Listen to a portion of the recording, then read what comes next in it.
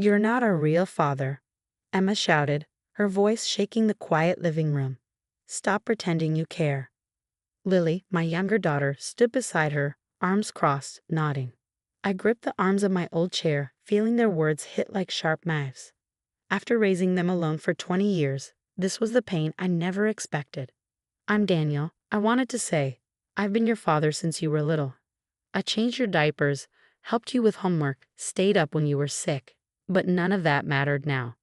"We found our real dad," Lily said coldly. She threw a picture on the table, a rich-looking man standing in front of a huge house. "He's successful. Unlike you." I looked at the photo, then at my daughters. Emma, 23, and Lily, 21, stared at me like I was nothing. This was the same house where I had bandaged their scraped knees, wiped away their tears, and cheered them on in life. "We took a DNA test," Emma said. "He's our biological father, and he wants to make up for lost time.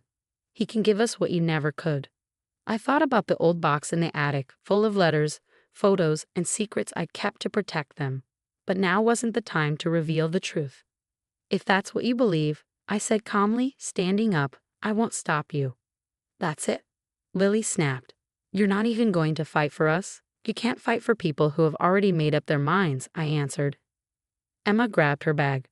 "We're moving in with him. He's paying for our college. Something you could never afford." I watched as they packed, taking down family pictures from the walls. Had they been planning this for weeks? Maybe longer? "When you leave," I said softly, "take whatever you want. The house will be empty for a while anyway." Lily hesitated. "What do you mean?" "I got a job offer far away," I said. "Since you found your real father, there's nothing keeping me here." Emma scoffed. "Good. We don't need you pretending anymore." They left without looking back. I went to the attic, opening the box of truths they never asked for. Inside were police reports, letters, and proof of who their biological father really was. The kind of man he had been. The kind of man I had protected them from. But they weren't ready for that yet. That night, I made 3 calls. One to my lawyer, one to my friend at the police station, and one to accept my new job.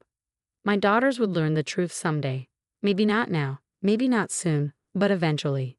As I packed up my life, I remembered something Emma once said when she was 6. "Even if you're not my real dad, you're my real father because you choose me every day." If only she remembered that now. The next morning, as I loaded the last box into my car, I took one last look at our home. The garden we planted, the driveway where they learned to ride bikes, the porch where we had laughed and dreamed. "Goodbye, girls," I whispered. "I hope you find what you're looking for." Deep down, I knew they would. And when they did, I would still be here, waiting. 3 months passed like a slow-motion replay of my worst moments. Each morning, I'd wake up in my new apartment in Seattle, check my phone for messages that never came, and try to build a life that didn't revolve around being a father. My lawyer, Michael, kept me updated. They tried to access their college funds, he told me during one of our weekly calls. They seemed surprised to find out they couldn't without your signature. "And their real father?" I asked, staring out at the rain-soaked city skyline. "James Anderson." Michael's voice dripped with disgust. "Apparently isn't as wealthy as he pretended to be. The mansion was rented for photos, and his supposed business empire is more smoke and mirrors than substance." I closed my eyes, fighting the urge to jump on the next flight home. "Have they figured it out yet?" "Not entirely, but they're starting to ask questions. The right ones." The first crack in their perfect new life appeared 6 weeks after I left. Emma called late one night, her voice small and uncertain. I let it go to voicemail. "Dad, I mean Daniel," she stumbled over the words. "Something's weird with James. He keeps asking about Mom's inheritance, about our trust funds. I know we said, call me back maybe." I didn't. A week later, Lily texted, "The house feels strange without your stupid dad jokes. James doesn't even know how I take my coffee." I saved the message but didn't respond. Then came the morning I'd been dreading and hoping for in equal measure. Michael called earlier than usual, his voice urgent. "They found out about James' past," he said without preamble. "He got drunk last night, started bragging about how easy it was to find them online, how a DNA test and some fake photos were all it took to get access to their lives." My hand tightened around the phone. "Are they okay?" Physically, yes. Emotionally, they're asking about the box, Daniel. I think it's time. I had expected this moment, planned for it even, but it still felt like standing on the edge of a cliff. Follow the protocol we discuss, I said. They need to understand everything, not just parts of the truth. That afternoon, Emma and Lily arrived at Michael's office, their faces pale and drawn. He handed them each a letter I'd written, explaining that the box contained 20 years of history, their history, but it came with conditions. Your father, Michael told them, requires that you review everything together, in order with me present. No skipping ahead, no taking anything home. You'll understand why when you see what's inside. They agreed. In my apartment, I sat staring at my phone, knowing that at that very moment my daughters were learning the truth about their mother, a woman who had abandoned them not once, but repeatedly. They were discovering who James Anderson really was, a con man with a history of targeting vulnerable families. And hardest of all, they were learning what it had cost me to keep them safe, to give them a childhood free from the weight of these truths. Hours passed. My phone remained silent.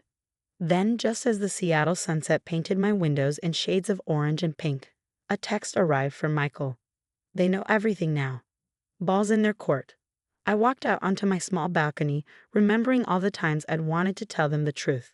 When Emma had cried about not looking like me at age 12. When Lily had asked why we never talked about their mother during her 16th birthday. When they both insisted that finding their real father would fill the holes in their hearts. But I made a promise, to them, to myself, to my late wife, that I would protect them from these truths until they were ready to face them. My phone buzzed again. A message from Emma. Dad, we're so sorry. Please come home. Then Lily, we were wrong. So wrong. You're our real father. You always were.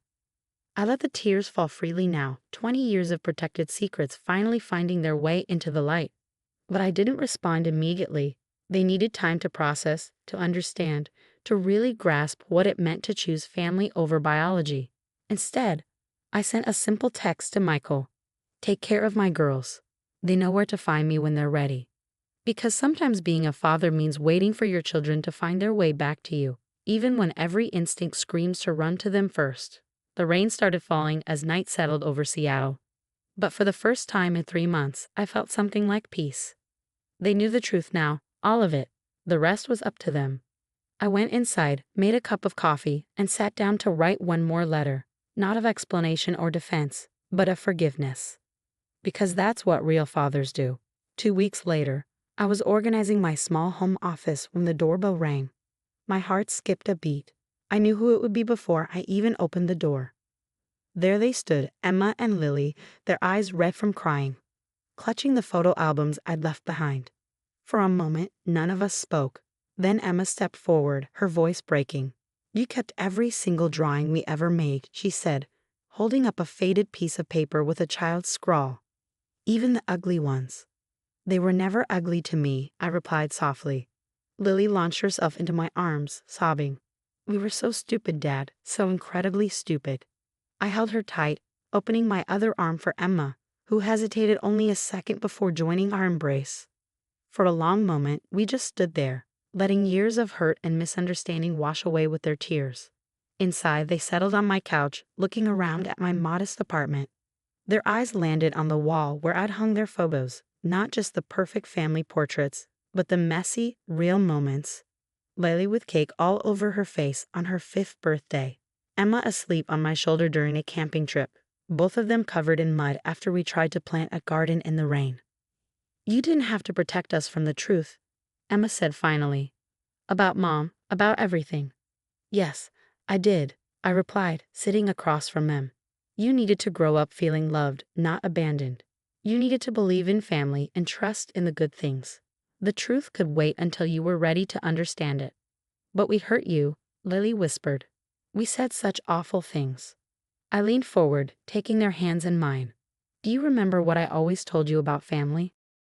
That it's not about blood, they recited together, just like when they were little. It's about who chooses to stay. Emma finished, fresh tears rolling down her cheeks. And I chose you, I said firmly. Every single day for 20 years. Even these past 3 months, I was still choosing you. Choosing to let you learn these lessons on your own, even though it broke my heart to stay away. They told me everything then.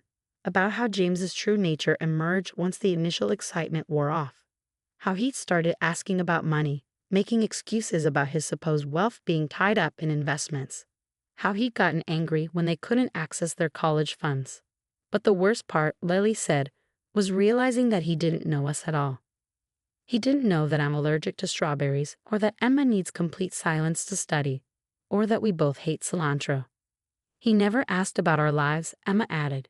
He just wanted to be the hero who rescued us from our fake father. I made us dinner as we talked, their favorite pasta recipe, the one they'd helped me perfect over countless Sunday dinners. The familiar routine felt like healing, like coming home. What happens now? Lily asked as we cleared the dishes. That's up to you, I said. I'm here, I've always been here, but you need to decide what you want. They exchanged a look, then Emma spoke. We want to come home, Dad. If you'll have us. The house feels wrong without you, Lily added. Nothing feels right without you. I pulled them close again, these daughters of my heart if not my blood. Home isn't the house, I told them. Home is wherever we're together. But yes, of course you can come home. Later that night, as they prepared to leave, promising to return the next weekend to help me pack, Emma handed me a package. We made this, she said. After we read everything in the box. Inside was a new photo album. On the first page was a picture of me holding them as babies, and beneath it in their handwriting, to our real father, the one who chose us every day. The pages that followed were filled with photos, ticket stubs, birthday cards, 20 years of memories, each annotated with their thoughts and apologies and love. On the last page was a recent photo of them, holding a sign. DNA doesn't make a father. Love does. We're going to spend the rest of our lives making this up to you, Lily promised. I shook my head, smiling through my tears. No, we're going to spend the rest of our lives being a family. That's all I've ever wanted. As I watched them drive away, I thought about the box in Michael's office, now empty of its secrets. Those truths had served their purpose, but they weren't what mattered anymore. What mattered was the choice we were all making now, to be family, to forgive, to love not because of blood or obligation, but because we wanted to. I went back inside and opened the photo album again, adding a note of my own beneath their last picture, to my daughters, who taught me that sometimes the hardest paths lead us right back home. Love, your real dad.